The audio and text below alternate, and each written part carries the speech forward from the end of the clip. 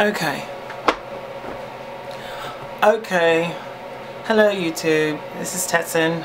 I'm here to talk to you real quick about, well, I wouldn't say real quick, but it won't be too long.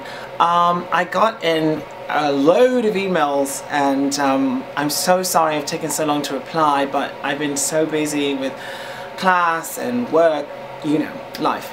But basically, I'm going to answer some of the questions that I received regarding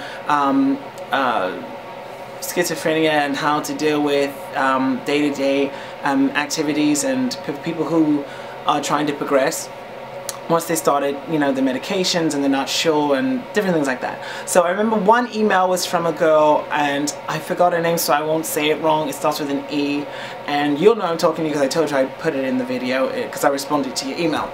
So basically her question was asking me, after a person starts their medications, this is her situation, her brother has started his medications and he's now starting to get better, but all he wants to do is sit in the house. That's a side effect sometimes of the medication. Usually, I mean most of the time it's a side effect of the medication. Again, they can give them, people with schizophrenia, bipolar or post-traumatic stress disorder, I mean in those who have a combination of those, can sometimes give them anticonvulsants, which, you know, calms them down.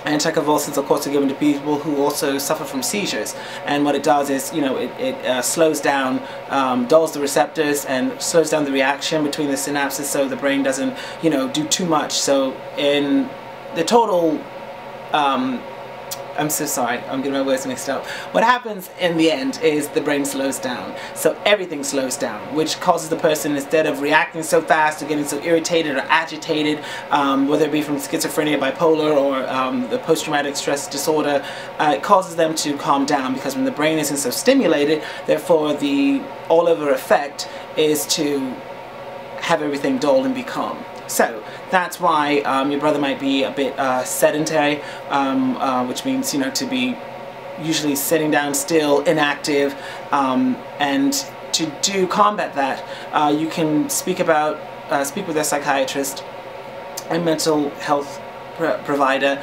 about the milligrams that they're receiving. Don't ever change or ask them to change the milligrams until you're sure that the medication is working. If it's working, give it time. It doesn't happen overnight, okay? And it could be anything from Haldol to, I mean, I could go olanzapine, I mean, whatever they're taking. By the way, olanzapine is a very, make sure you do your homework on that one. And Haldol too, they're very strong. If you are taking those, or if your loved one or someone you know is taking any of these antipsychotic prescription medications, make sure that you have them in a day-to-day activity, and make sure that you have something that they like to do as a part of their day-to-day. Now that can be challenging because these people usually can have bouts of depression, or they can usually be in back-to-back depression, especially if they're on medication. The medication can sometimes cause them again to dull down, which causes them to feel like, you know, again, they were doing these drugs. Some of these drugs were back in the 50s, where they were just giving them to people who were in asylums, you know, so they would stop scratching the walls, screaming and reacting very crazily. And they're made to literally calm down and dull those receptors. So that's what's going on. And so the activities that you can ask them to do, just even if there's someone that's not really responsive, because I had the same thing happen with a loved one of myself. He just totally had no interest. He didn't want to get out of the house. He stayed in the bed all day, and then when he took the medications, he started sleeping all day long. I mean, he would sleep from night till 3 or 4 in the afternoon, in the evening, well, afternoon. And he would go to sleep really, really late sometimes, or vice versa. He would go to sleep at a reasonable time and then wake up still late in the afternoon or early evening. And that is the those are the, you know, that's what happens when they start taking these new medications. Or it can just be the effect of the medication long term. Everybody's body reacts differently to certain medications. So speak with your doctor, note down how they act when they start taking the medication, the first month, the second month, and the third month. And then at the end, at the 3-month mark, note how they do it. How they're doing, I'm so sorry. And you note them yourself. You know, you and the doctor are the physicians of that person. I mean, you're not a doctor, but your work is just as important as the physician, because you're there every day with the person, you're interacting with them, and you know the changes, and you know how they are before, and you know, you see them on a day-to-day basis in the home setting. So make sure you notate that. Also make sure that you've got a little bit of time for yourself. Give yourself a little bit of time so that you have that breath moment, like the moment I need right now because I'm talking kind of fast. But allow yourself time, and make sure that their activities include something that gets them up and out of the bed. Again, these medications can sometimes dull them, usually will, to a certain extent, and you want to keep them stimulated in the right way. Don't give them things that are going to remind them of something that may have caused them to have that mental break, or if they're a soldier, you know what I'm saying, recreate situations that would have the, you know, post-traumatic stress disorder, have a flare-up. You don't want to do that. If they like video games are fine, but get them outside, running, walking. If they like animals, go to an animal shelter. I mean, just fit the time of your schedule. It makes such a big difference. You got to remember, I mean, they're not slow or dull. I mean, they literally are medications that are causing the brain to react slower. It's literally like putting a brace on the brain, some of these medications.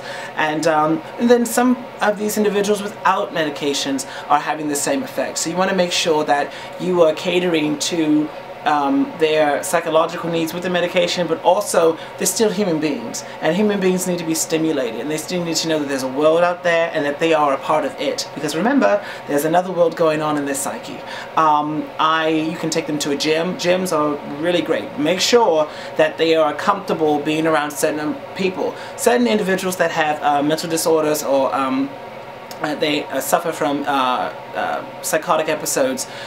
They have social anxieties. It comes with the disorders, people. Social anxiety comes with it. They're afraid of usually how people will perceive them, how they perceive others, what's going on around them, and what could take place. Because again, things can manifest if they have a certain type of disorder, schizophrenia or bipolar. Anything can happen. They can go really high to low. The situation, the atmosphere can change what they're thinking. So the key is to find out what the person you're working with, what they're into, what they like, what gets them joy, and make sure these are positive things, of course. If they like alcohol, then that's not going to be one of the good things. Alcohol and antipsychotics are, it's a tsunami. You're going to be gone. It's going to destroy everything. They're going to have a huge flare up, and it's just going to make them flip. Also, if someone's smoking and they take any antipsychotics, nicotine burns up the medication in the system. It actually burns it out of the system.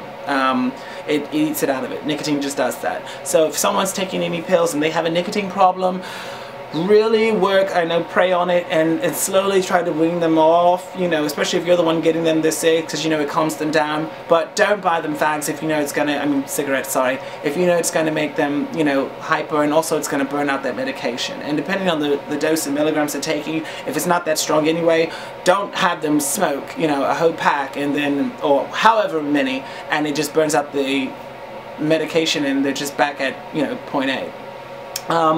The activities can be anything, like I said, from going to the gym, swimming, being outside with animals. You got to make this time. And also it's time for you to exercise too. When you're working with anybody who has any type of impairment, disorder, or you name it, anything you're doing with them, you're doing yourself as well. So when you take them for exercising, it's your time to exercise too.